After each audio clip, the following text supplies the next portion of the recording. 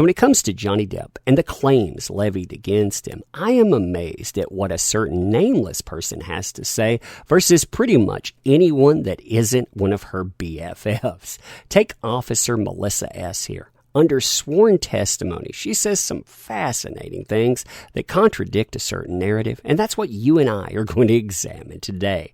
Now, in this, too, remember that certain nameless person said that this person was bought off, that the hotel staff were bought off. Basically, everyone except her friends were bought off. Don't you find that fascinating? I certainly do. So hey there. So today we are returning to that wonderful world of Johnny Depp coverage. And my, what a wonderful world it is. Before we get started though, let me say this and also stay tuned to the end of the video.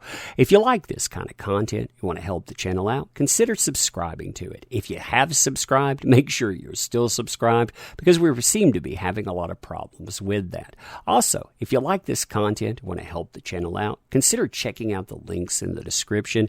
This particular item, the platform doesn't like it. So if you want to check those out, definitely do. If not, I appreciate you being here nonetheless. Now, as far as this document is concerned, this is a transcript detailing one officer's deposition wherein they talk about the May 2016 incident where they responded to certain accusations thrown out about Johnny Depp. And it's very, very fascinating. We skip 5 pages into this too because basically we're talking about legalese, you're having questions about impairment, stuff that we don't need to cover because it will just eat up so much time. Also, this is Johnny Depp's lawyer asking questions of the officer. So they start out, where are you employed, basically, is the first question. I'm a police officer in L.A. I'm a training officer at the Central Division. How long have you been employed? 7 years. Some flattery here. Thanks for that. Then in the 7 years, how long have you been a training officer? For 8 months. In your capacity as a training officer, were you doing that? Basically on May 21st, 2016, yes, I was. Okay, now before we get into all this, can you tell us a little bit about your training? This is actually very important to note in this because is this person qualified to talk about what they do? So the officer says, well, to become a police officer, we go through a 6-month academy where we get trained on various law enforcement subjects. And after our 6 months, we graduate. We go to a probationary period for a year. And after we get chosen to go to whatever division that needs us within the city. And in your training, Officer S, in the academy, did you receive training in the detection of, investigation and detection of crimes of suspected DV? We're always going to use DV there. Yes, we did. Okay, and in your field training, did you receive field training in the investigation and detection of crimes of, again, DV? Yes, we did. Okay. And in your capacity as an officer, would it be fair to say that you've responded to dozens and dozens of calls related to the investigation and detection of DV? Yes. Do you have any ideas of how many calls related to that they're asking in your 7 or 8 years of work as an LA police officer? You get an objection here, but this won't stop that. This is deposition. So the witness, I honestly wouldn't be able to put a number. Many. So by Miss Burke. Okay. Many, over 100, yes. Okay, over 100, yes. Okay, Officer S, I'd like you to draw your attention to May 21st, 2016, and a call that I understand from dispatch you responded to at 849 South Broadway. Do you recall that evening? Yes, I do. Okay, and you were on duty that night with Officer Haddon as your trainee partner? Yes, I was. Do you recall the dispatch call itself? Yes, I do. Okay, what do you recall the dispatch call stating or relating to you prior to your arrival at that address? Compound, again, you get an objection here. I believe it was a third-person caller that gave an address and just stated it was a possible DV incident at Penthouse, no room number, just a penthouse. Okay, and were you given any other specific details about what was being claimed? No, I did not. Upon arriving at the location, could you tell me what you did first? Yes, I responded with my partner up to the penthouse to try and make contact with a possible victim or suspect. Okay, before you got to the penthouse, did you have any interaction with anyone downstairs in the first level of the building?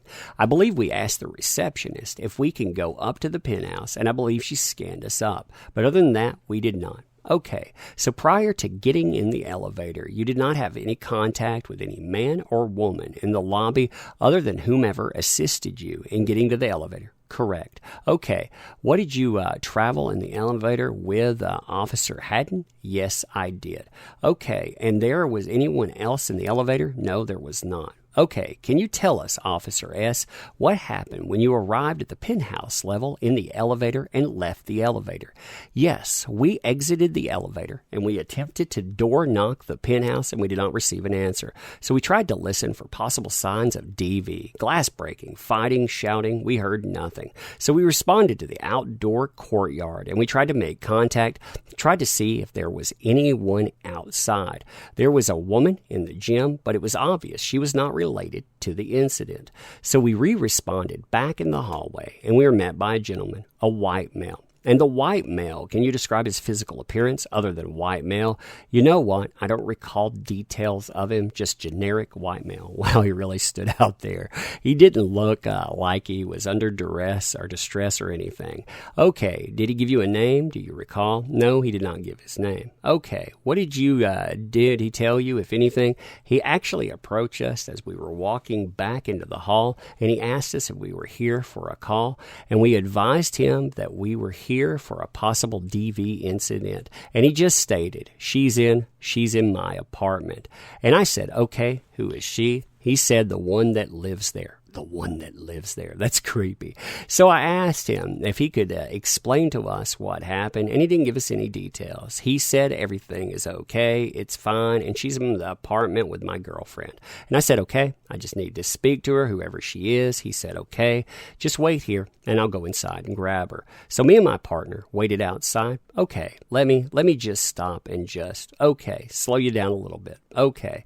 So did you ask him to describe what happened, if anything? Yes. Okay. And what did he tell you, if anything? He gave no details. Okay. He just stated everything is fine. Okay. And when you said everything is fine with that, was he indicating that your services were not needed and that everything was fine, or he was going to arrange for you to talk to the nameless one? You know what my perception was? He just wanted us to go, that he had it under control. That right there. He just wanted us to leave. It wasn't a big deal. Isn't that interesting? I see. So, but I let him know that we had to speak to whoever the female was. Okay. And did he say anything about what the nature of the incident was? No, he did not. Okay. You began to describe making contact with the female. Correct. The gentleman, responded to his apartment, which is across the hall from the nameless one's apartment. They go off record for a moment, so that's why we're skipping this, and then they come back. Starting again, Officer S. The gentleman you described, had he described to you this was his apartment? Yes, as I recall, he said, she's in my apartment. Okay, and you had, prior to entering the apartment, you had the opportunity to walk the hallway with your fellow officer. Is that correct? Correct. Okay, while walking the hallway, did you walk the full length of the hallway to see if you heard any sounds or any activity? Yes, I did. Was the hallway, did it have any lights? Was it a lighted hallway? Yes, it was well lit. Okay, at any time when you first inspected that area to listen for sounds or to observe the surroundings, did you see any indication of vandalism or property damage? Nope, did not. Did you see any broken glass or broken bottles anywhere in the hall? No, it did not. Did you see any splashed wine on the floor or the walls? No, we did not. Now, that's important because all of these people said he went on a rampage. He did all of this damage. Well, the officers, there was no indication of any of it whatsoever. So, okay, when you made entry to the apartment described as the gentleman's apartment that you had encountered earlier, did he open the door and let you in? No, we never made entry into that apartment. Okay, you never went inside the apartment at all? Correct. Okay, what happened when you got to the apartment described as that of the gentleman? He asked us to wait. He opened the doors. He shut it, and I could hear talking, and I heard voices. Do you know what was said? No, I didn't. I heard a female. Sounded like female voices, so I assumed it was his. What he said was his girlfriend and the nameless one. Okay.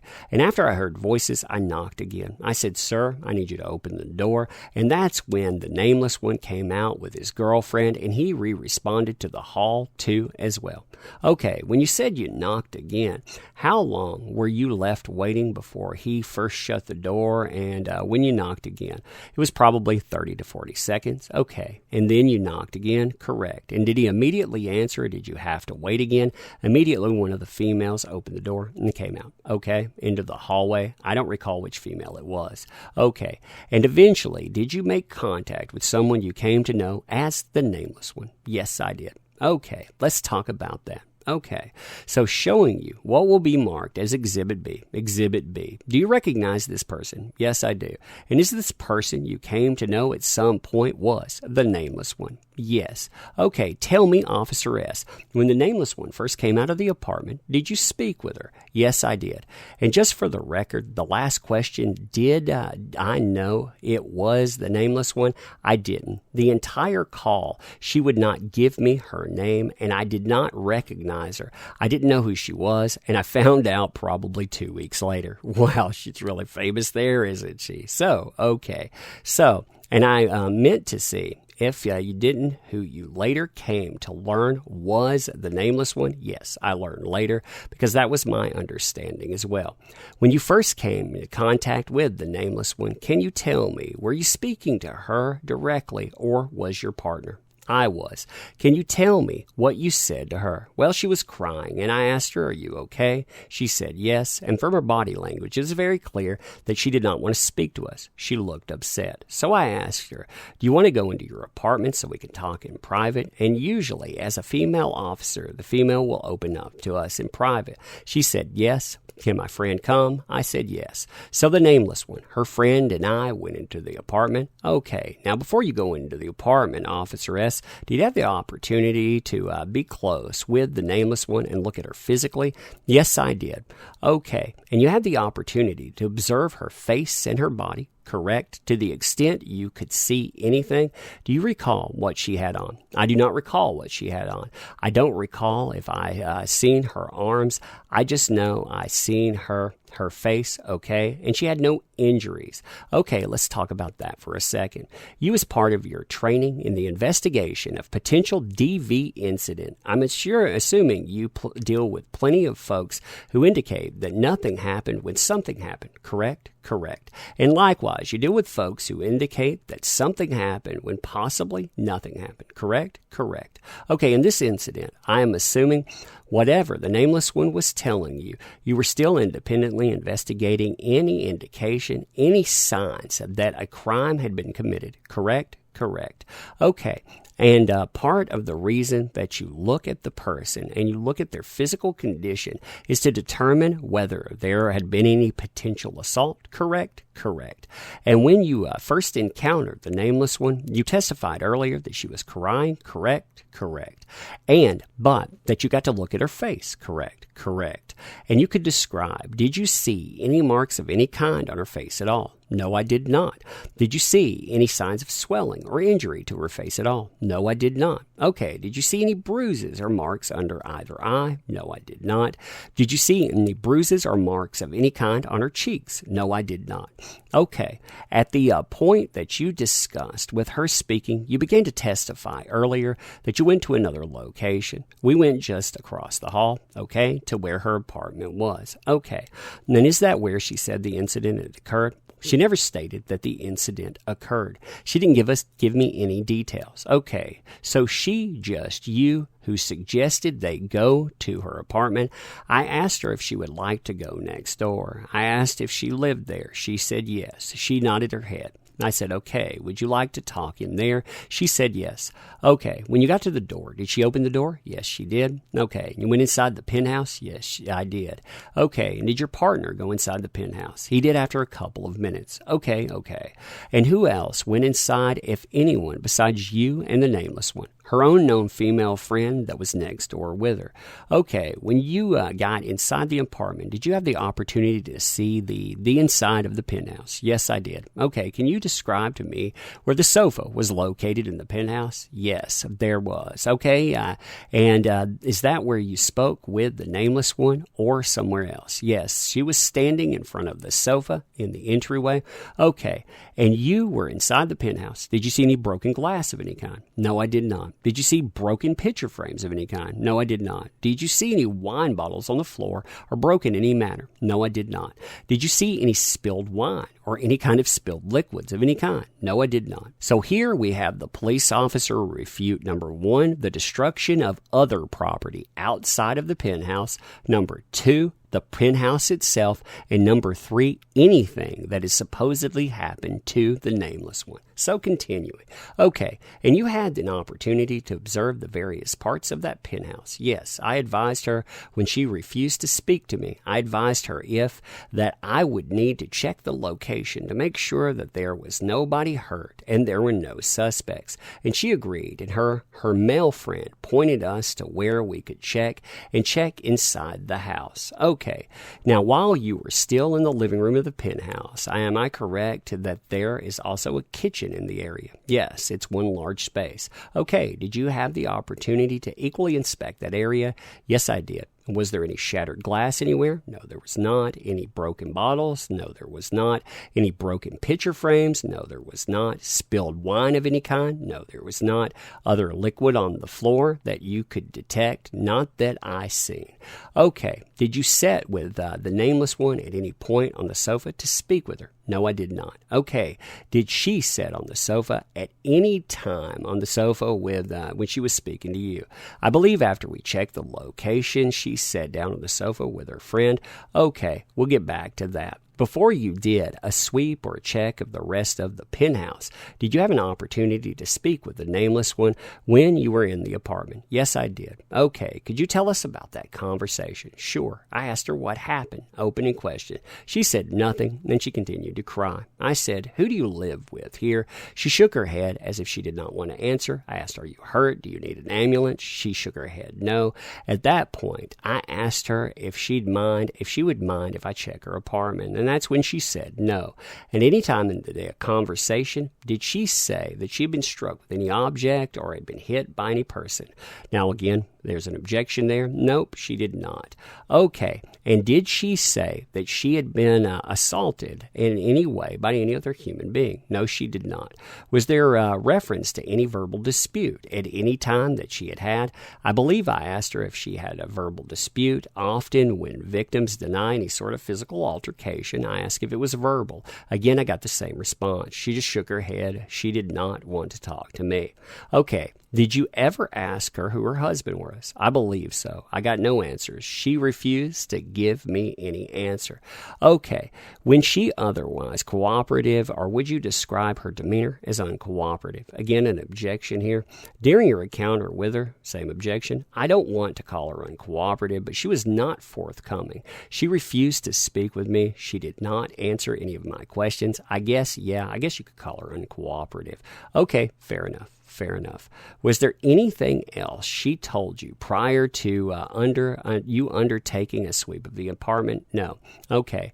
And did you ask her prior to undertaking a sweep of the apartment specifically if anyone had assaulted her? Can you repeat the question?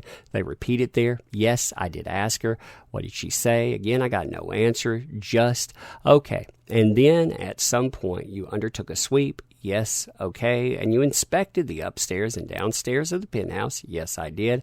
Okay. And you went into all of the rooms? Yes, I did. Did you see at any time any signs of a struggle or vandalism in the penthouse apartment? Again, an objection? No, I did not. Okay. Did you see any inspection premises broken glass? No, I did not. Did you see any spilled wine of any type? No, I did not. Any broken bottles? No, I did not. You get the picture frames or glass picture frames frames, wooden picture frames? No, I did not.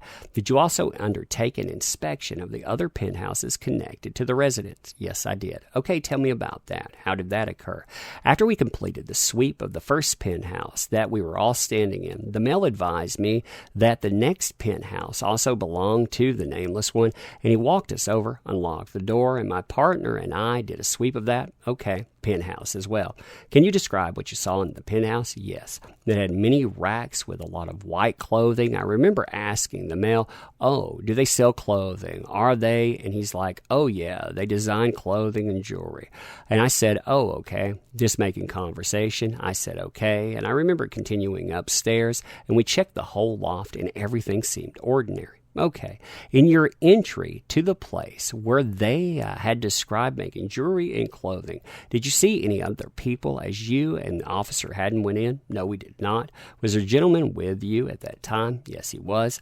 Okay. When you walked into that area, did you see at any time any signs of struggle having occurred? Nope, did not. Did you see any signs of vandalism to the property? No, we did not. Any broken glass? Nope. Wine bottles on the floor, broken or unbroken? Not that. No, I did not. Any spilling of any kind? No, I did not. And you and Officer Haddon cleared that location as well? Yes, we did. Okay, after you cleared that location, Officer S., what did you do next? We, my partner and I, responded to the original penthouse where the nameless one was standing. Okay, when you arrived back at the original penthouse, did you encounter the nameless one again? Yes, I did. Okay, is it true that you had an opportunity to observe her face a second time when you encountered her? Yes, I did. Okay. At any point, were there any signs on her face that you could see that she had an injury to her face? There were no signs of injury. Did you see any red marks of any kind under either eye of her face? No, I did not. Did you see any bruising to her face? I did not. Did you see any swelling of any kind? I did not. And did you talk to her a second time? Yes, I did. Okay. Can you describe that conversation? Yes. So I advised her that we had checked both of the lofts of the penthouse again, and I asked her, "Are you sure you don't want to speak to me? I'll have everyone exit the room." She was still crying, and she said, "No, I don't want anything." I said, "Okay, ma'am, I'm going to write you a business card in case you change your mind. If you change your mind at any time, you can call us back and we'll respond." And I had my partner write out a business card. I issued her one. I issued her neighbors one as well. And that was it. I asked them if they had any questions. No one had any questions. The gentleman walked me and my partner to the elevator, and we left. Okay. Before we get to you leaving the apartment, is it true that in your response to a dispatch of suspected domestic dispute that you are looking for any probable cause to believe a crime had been committed? Correct. Okay. And in doing so, you were looking for evidence that a crime had been committed, physical evidence? Yes. And that includes injury to the person you are encountering? Correct? Correct. Who was involved in whatever the alleged dispute was? Any signs or damage of vandalism? Correct? Correct. Okay. At any point when you gave your card to the nameless one, did you have any probable cause to believe any crime whatsoever had been committed? No, I did not. That's a big one there. No, I did not. Okay. At any time, did you tell the nameless one that you believed a crime had been committed and you were willing to go out and arrest her husband? No, I did not. Did you at any time say any words to that effect to her? Excuse me? No, I did not. Okay. Did you say any words to that effect to anyone else you encountered at the penthouse? No, I did not. And I'm assuming, whether the nameless one cooperated or not, if you had seen physical injuries to the nameless one, you would be in and of itself enough to proceed with future investigation of crime. Correct. Correct. And you did not proceed with future investigation of a crime at that point. Correct. Correct. Okay. When you exited the apartment, did someone show you down from the apartment? The gentleman involved walked us to the elevator, and we parted ways from there. Okay. And did you talk to anyone else before you left the building? No, I did not. All right. So I have a few questions. You have Mr. Spector wanting to talk. Then you have the discussion. Go off record here. Now, Miss Burke, again, I think we have covered this, Officer S., but just to be clear, at no point from the moment you received the dispatch to when you described you conducted your investigation, cleared the building, and left the nameless one at her apartment and exited the building, am I correct? At no time during during that period, were you aware that either the nameless one or the matter involved Johnny Depp? Is that correct? Correct. Okay. Did I hear you say earlier that you did not know this matter involved Johnny Depp until a couple of weeks later? Correct. Okay. No further questions at this time, so you have the other person. Can I ask you a few questions? Sure. You've been discussing this white gentleman that you were dealing with, that you were in the building with on that night, the 21st. Do you recall approximately how tall he was? I don't recall. Was he wearing glasses? I do not. Did he have facial hair? Don't. Goatee? Don't.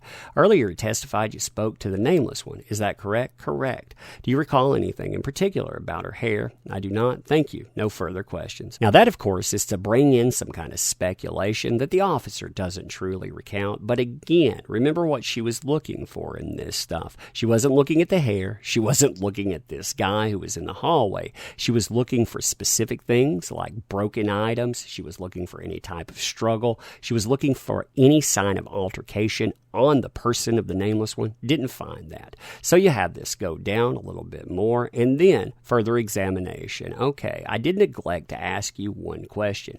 You indicated before that you and Officer Haddon had given the nameless one a card, a business card, and that card had a telephone number on it. Yes, I did. Did you become aware at any time that any other patrol responded to the same location? About 2 weeks later, I became aware that who was involved. Okay, and what did you come to learn about the second patrol responding? I had a supervisor advise me that a second patrol unit got dispatched there as well, and their findings were the same as ours. So you have yet another group that says the same thing. Okay, and that is it. Okay. And you have any indication of who those officers were that responded? I do not. I just said another unit, and I had no idea who responded. Okay, and are you aware of any call made by the nameless one to the police following your contact with her? Not aware. Okay, that's it. And that is the end of the questioning. Basically, everything else talks about sending transcripts. But what's fascinating about this is that you have not one police officer, but two show up. You have an additional unit show up. None of them find anything wrong. Despite that, this person still goes, and they manage to get a restraining order. They manage to get $7 million out of that. They levy this basically for a spokespersonship. They get so much out of it. Yeah, it's going to be interesting to see all of this come up. But I'm curious what you think about this. Why don't you let me know in the comments? So to close, I want to say thank you for showing up. Thank you for participating. You make these endeavors possible. Without you, none of this stuff works, and I can't say that enough. Now, I don't want to monopolize your time in this, but I do want to thank you for it, and I also want to say, in this time of uncertainty, I know a lot of people are having needs. If you find yourself without basic goods, we're talking about baby formula, toilet paper, and on, make sure you ask for help, and that includes myself. You can ask me for it as well if you need something. Now, again, I'm not talking about monetary aid. I'm talking about items. Maybe we can work out something in that, because again, from my family to your family, we're all in this together, and I definitely do appreciate you. And yeah, until next time, again, thank you for being here. Yeah, have a great weekend.